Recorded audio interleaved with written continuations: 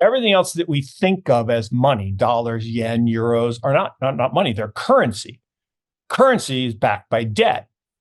And money has to exist with no associated liability. And it has to be given value, ascribed value by use and custom. Okay. And I love that there was a video years ago of a guy selling yak meat, like back in ancient times. And this guy walks up with a chicken and gives him the chicken and gives him the yak meat. And then a guy walks up and gives him gold. He's like, the hell is that? Well, it's gold. So what do I want that for? I can't eat it. I can't use it. I mean, I can't sell it. He says, just trust me. It's going to catch on. And the idea that a piece of shiny yellow rock would be the thing that we all for 5,000 years would use to ascribe value. Well, the reason is because of scarcity, right? The stock to flow ratio, the amount of new production relative to what's used or lost or stolen is roughly equal. So the stock, okay, the amount to flow is very high, which means your scarcity value is very high. Well, Bitcoin actually just passed gold in terms of the stock to flow, the amount that's created every year versus what's lost or stolen. Use a prop. I have 3 grandkids, 1, 3, and 5. My youngest is a Gen A. Actually, I think all 3 are actually Gen A, but I always talk about my youngest because she's 1. She'll never have one of these. She will never have a leather wallet. In her whole life, she will not know what paper money is. Right. Not ever. And so she will grow up using digital assets. She will grow up exchanging digital assets, stable coins and Bitcoin and whatever. That's a different world. Absolutely. And so, yeah, you can cling to this big nest egg that you've created for yourself at Vanguard and others, but I just think it's a bad decision, because no matter how much you don't want the future to happen, if you're an incumbent, it's going to happen. Yeah. And Darwin said it best, although I guess he never actually said this. We'll attribute it to him: adapt or die. Yeah. Right. Those are your only 2 choices. I mean, I'm a biology guy. I love, in biology, there are 2 states, only 2: growth and death. You're either growing or you're dying. And I prefer this one. And if I were in charge of these big firms, which I'm not, I would be embracing. Now people say, but if you embrace the new, then you're going to piss off the old and they're all going to leave. Remember, the people who have the wealth, and this is not an insult to young people, it's just facts, right? When you're younger, there are exceptions. There are young people who do really, really well. But on average, a 65-year-old is going to have more than a 25 or 35 or 45-year-old. Just it. And that's not criticism, but they know that those people control the assets, the big pensions, and the pension board members are not young people, they're older people. And so they're a little bit nervous and trepidatious. But yes, we are starting to see a pickup in interest. They're starting to be more inbound. And that's good.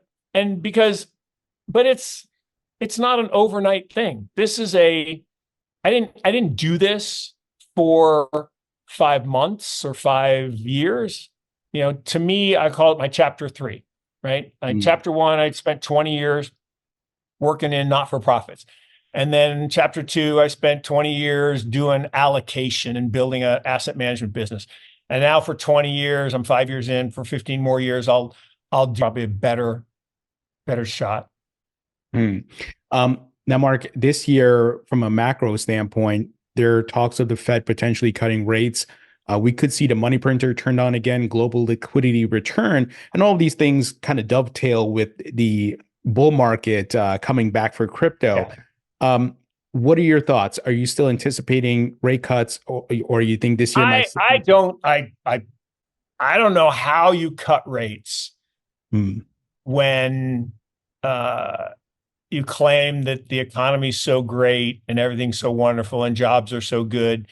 Now, when you look at other indicators like, yield curve, steepening. That's usually imminent to a recession. You look at, all the ISM numbers have plummeted. The PMIs are down. The Empire State Index, which is not really awesome, but it's atrocious. I mean, it's like saying we're in recession right now. So in that environment, yeah, they should cut rates. The problem is people are paying, their stock market is in the toilet. Oh, So yeah. I think that number is going to be big. The second thing they do is they say, okay, yen, euro, dollar, one of you has to strengthen, the other two can weaken. Hmm. And, last year the euro had to go up, the yen was allowed to super weaken, which is why Japanese stocks were up so much, and the dollar was down just a little bit. I think this year the yen has to strengthen. So I think Japanese stocks are going to get whacked because without a weak yen, Japan is screwed, like full stop. I think the dollar then weakens modestly, and I think the euro probably weakens. There's probably a good chance to buy European equities here. So I think those two things happen. So I do think money printer go burr is coming. And that will certainly be a tailwind. Look, post-halving, April 21st, 22nd, interesting that halvings occur on Earth Day maybe this year. And I think what people are finally realizing is that, Bitcoin is that smart ones are going to say, you know what, I'm going to put some in there. And the challenge of that, though, is that doesn't solve the problem. The inherent problem of fiat is, and this goes back to the Rothschild family in 1607 when they created the first central bank. Central banking, while fractional reserve banking, I believe, is a great thing, right? The ability to lever up deposits by rehypothecating, 9, 10, 11 times and using fractional reserve. I'm a huge fan. There are other people that don't like that.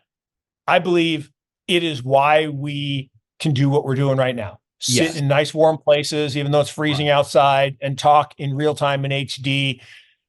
It's amazing. And I always say, if you don't like fractional reserve banking, name a country that doesn't have good fractional reserve banking that you would live in. I'll wait, because there isn't one. There's no one's moving to Democratic Republic of Congo intentionally. No one's moving to Malawi intentionally. And I'm not criticizing it. It's just, given a choice, you're going to go where fractional reserve banking works. Right. But central banking is different. What central banking does is it allows